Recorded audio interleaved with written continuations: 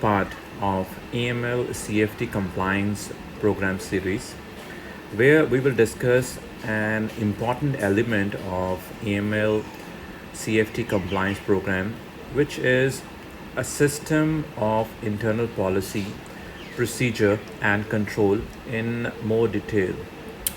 Do subscribe to our channel or at least give us a thumbs up. This will motivate us to create more videos on AML KYC concepts. In the previous video, we have spoken about 5 elements of AML CFT program. However, today we will discuss internal AML policy, procedure, and control in more detail.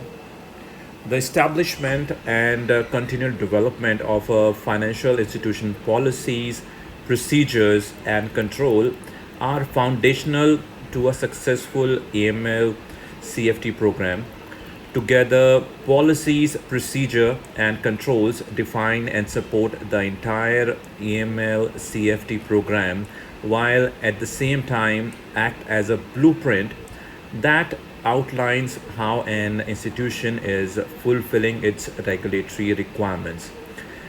They should be clearly indicate the risk appetite of the business. In other words, what risk the business is prepared to accept and those it is not. So let us understand all 3 of them in little detail.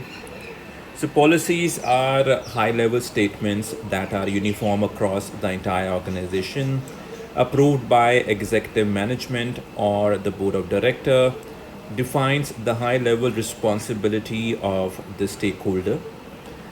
A procedure would define the AML CTF policy into an acceptable and workable practice. These are the instruction on how an institution want something done, mainly defined or developed at the operational level. Controls are the tools used to ensure the AML and CFT program is functioning as intended and within predefined parameters. Alerts, compliance to potential outlier or deviation from normal policy. Controls may include management reports, automated review system, or the utilization of multiple reviewer in the process. Now we understand the difference between AML policy, procedure, and control. Now let's understand what all need to be defined within the AML policy, procedure, and control. So first of all, AML policy, procedure, control should be well documented and should be in writing. It should meet all regulatory requirements and recommendation for AML CFT compliance, timely updates the implement changes in regulation. A financial institution that operate in multiple region or country will need to meet the local regulatory requirement as well as global regulatory requirements. So this may be achieved by having a different version of AML CFT program or having a country specific addenda to the global AML CFT program. Implement risk-based CDD policy, procedure, and processes. Identify high-risk operations like products, services, delivery channels, customers, geographic location.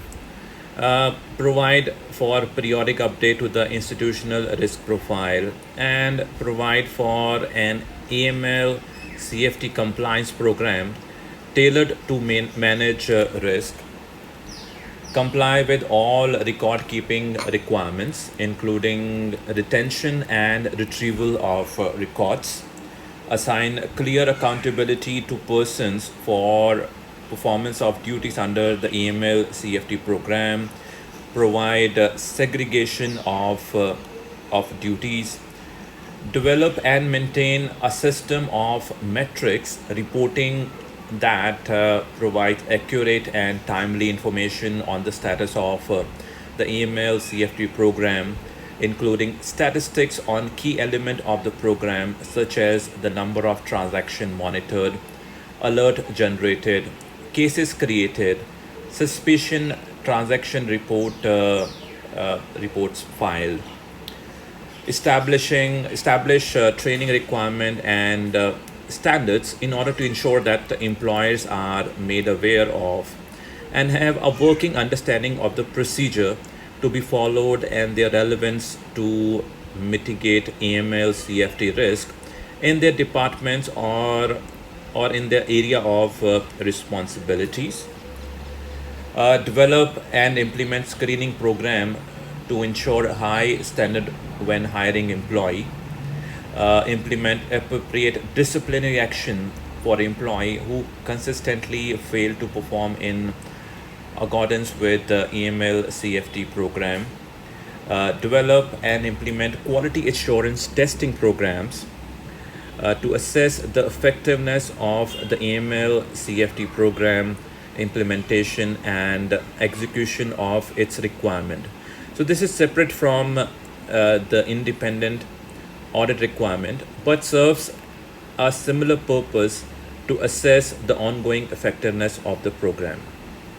So these are few of the requirement which AML and policy procedure control should meet for financial institution or bank, and the level of sophistication a financial institution need to maintain or concerning its policy procedure and control directly correlates to the institution size, structure, risk and complexity of product, amongst other items.